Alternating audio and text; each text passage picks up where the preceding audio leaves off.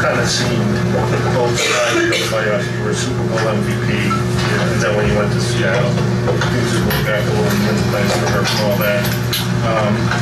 What were those experiences like for you? And because Seattle, the playoffs didn't go all that well for you, made you more determined at all to kind of regain that? Yeah, I mean, I just think overall going into the season, you know, you have goals, team goals, personal goals are second to nature, but I think the biggest thing is you want to go out and achieve your team goals. And I think a couple of years that I was over there, we did okay, but we didn't achieve what we wanted to achieve. So I think coming back here, having the opportunity to do the same thing is a plus. You know, go ahead. What will the Patriots feel like yesterday or like 1,000 years ago? It don't seem that far away, honestly. I wouldn't say it's 1,000 years, but I think, you know, back in the day, we took advantage of the opportunities at the time. And I think, you know, you still have that sense of urgency that is right here in our palms. But, you know, the biggest thing is right now taking advantage of the Jets, going out and executing our plays. To be honest, this is as good as Tom Brady has ever played in terms of, you know, how long he's played with him. Right, I hope so. You know what I'm saying? I think those guys did a great job in 07. I think people talk about that year a lot. I wasn't here, but I hope this is the best he's been playing. I hope we continue to play that way. Can you describe Tom's study habits for preparation? Don't say that. Tom studies a lot, you know, and we get the bulk of it in the meeting rooms, you know, with just the players only. When we sit down to go over the things that he's been looking, and I mean, it carries over to the practice field as well.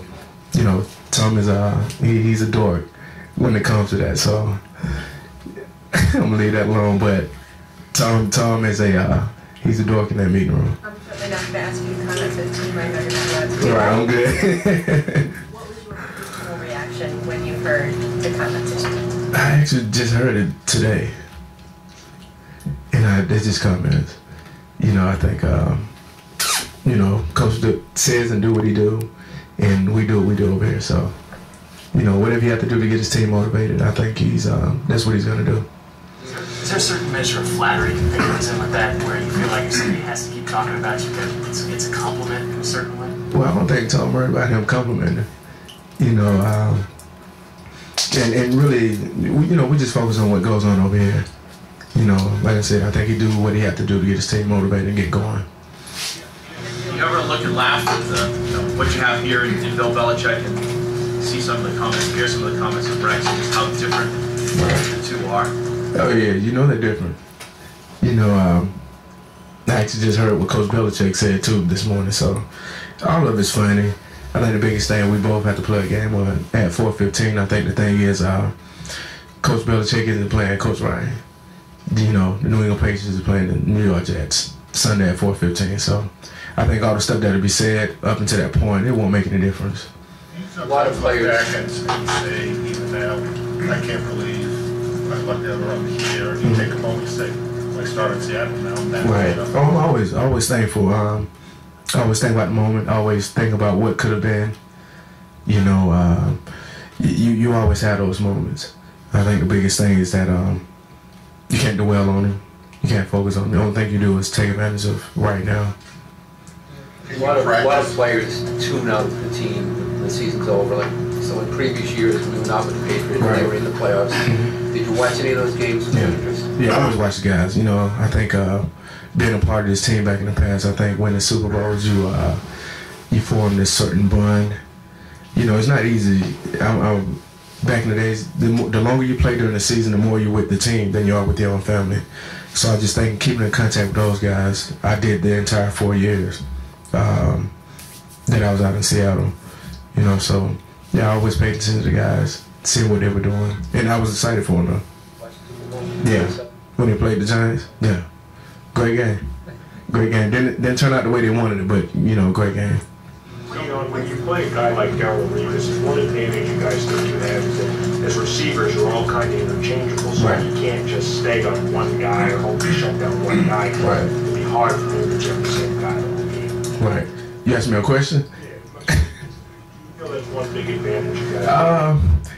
Well, I mean, it's a lot of things we think we can go into the game and do as far as what we're planning on doing as our game plan. I can't tell you that, but, you know, we'll see Sunday, and I think there's going to be a lot of things that they try to do, and there's going to be some things that we're doing. Because of some of the guys on the team who've never been there, some of the rookies, can you replicate the intensity level that goes from regular season to postseason practice? Not really. I mean, I think the biggest thing is just for us, the veteran guys who's been a part of games like this. You know, our level play must step up this week in practice. It starts in practice.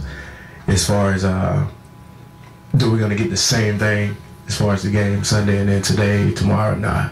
I mean, the guys are gonna practice hard. Trust me, that's gonna happen. But it's not the same. It's not the same. Somebody said, do you what value do you place on experience? A lot. I mean, I think it starts with our coach, you know, Coach Belichick, and then it trickles down to the players. But I think most of a lot of it a credit to your experience, and then most of it according, you know, how you plan going into the postseason. I think you take a little bit from that as well. I think we was hitting on all cylinders at the right time going into the postseason. It's supposed to snow about 20 inches here right tomorrow. Think you're gonna get any flat cuts? No, ma'am. No, ma'am. We'll be here on time, and I think all the guys may need to leave their homes a little early this year. You know, heard about the thing that happened in the past, so we don't need that to show up. This is not the time for that. It's nice to see the way Revis shut down Reggie Wayne. Yeah, I mean, I think when you're watching the film, you can look at certain things and say this and that happened, or he shut this guy down and that guy. I don't know. You know, I don't know what their game plan was going into the game. Only thing I can say, the Jets did a better job than the coach did. You know, they came out victorious, so I can't sit there and say, yeah, he shut him down. There were some times that Reggie was open and he didn't get the ball, and there was other time that he was covered. So it's 50-50. It's just hard to sit back and say, yeah, he did this, he did that. You know, both of them are great players. Hey, Deion, at the beginning of the year, if someone had said to you in Seattle that you're going to be getting ready for the divisional playoffs in New England with Tom Brady to play the Jets, what would you have said? That would have been crazy. That would have been kind of crazy. I mean, I never, going into the year in Seattle, all my focus on going out, trying to help the team achieve that goal. And the opportunity that I had to come back here was just a blessing. You know, to hear something like that would have been crazy. You weren't here last year, but you get a sense from the environment that the motivation stems from that more loss last year. Yeah. What happened last year? You can say. I think the biggest thing is that we try not to focus on the stuff that happened in the past. That's why you don't hear a lot of guys talking about the Super Bowl. You know, it's crazy. I mean, I've been other places. It was time in Seattle with guys. They talked about the Super Bowl so much in '06, but you lost. It's a big difference. I think the thing here, I mean, we've won in the past, but guys don't harp on it, don't talk about it, because it doesn't matter anymore. The game is over. You know, nobody. I don't want mine. I haven't seen any of the guys win their rings. So I mean, just sit back and just to answer that, I don't think so. I mean, the sense of urgency kicks in as far as, hey, we don't want to have that feeling that the guys had last year, but as far as, man, we got to do this and do that now. Totally different game.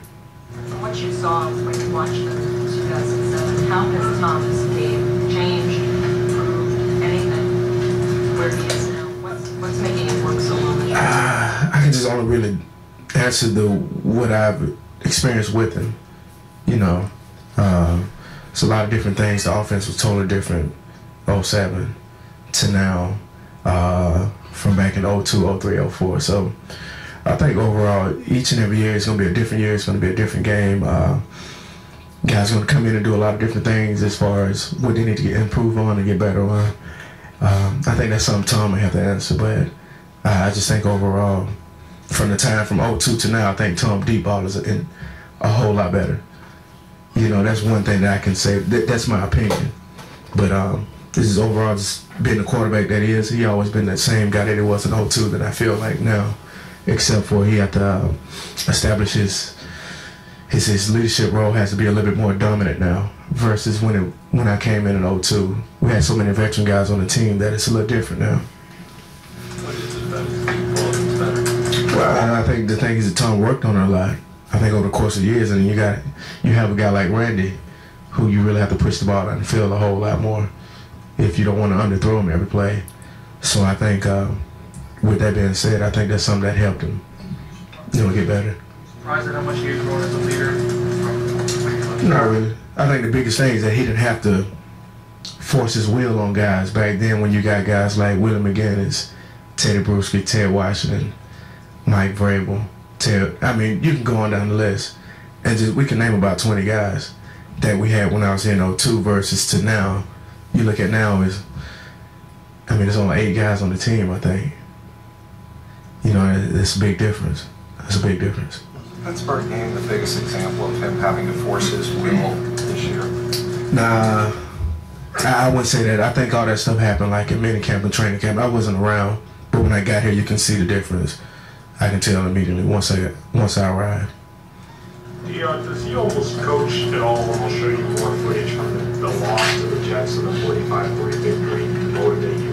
Who, Coach Belichick?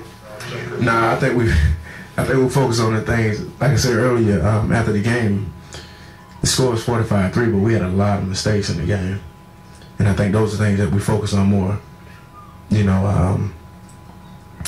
drills us on it. You wouldn't think that we won the game 45-3, which is good. That's a good thing. I think guys are not, and once he shows it, guys realize where they make the mistakes at, and we got to correct those things. At the time you learned of the trade attitude under the trade, and where were you at your review? What was I? I really don't even want to, I don't care to remember it. I'm just glad it happened. But I think I was at home when my agent finally called me and told me it was done. And I just told my wife, and she was kind of shocked. And then next thing you know, the tears come out. I was like, "Are you happy or what?" She was like, "We got to up and move again. We've been here 4 years." I'm like, "Baby, we got to go." It's time to go. I enjoyed my 4 years here, but it's time to go. I think we need to move on. And, she kind of straightened up, but I think she took it the hardest. I love her to death, but she took it the hardest. We got to move the kids and stuff. I'm like, they'll be okay. Trust me, they'll be all right. Yes, thank you all.